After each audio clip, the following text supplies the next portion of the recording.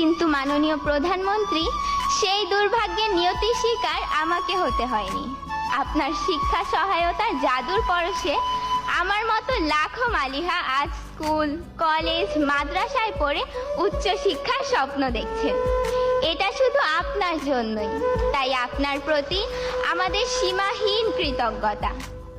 মাননীয় প্রধানমন্ত্রী, বছরের প্রথম দিনে এক সেট নতুন বই হাতে পাওয়ার কি যে আনন্দ তা আমি বলে বোঝাতে পারবো না। নতুন বইয়ের ঘ্রাণ নেয়ার সুযোগ আপনি আমাদেরকে করে দিয়েছেন।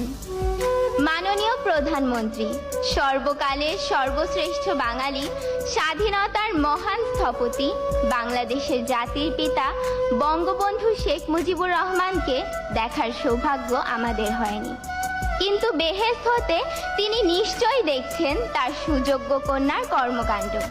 দুঃখী মানুষের মুখে হাসি ফুটে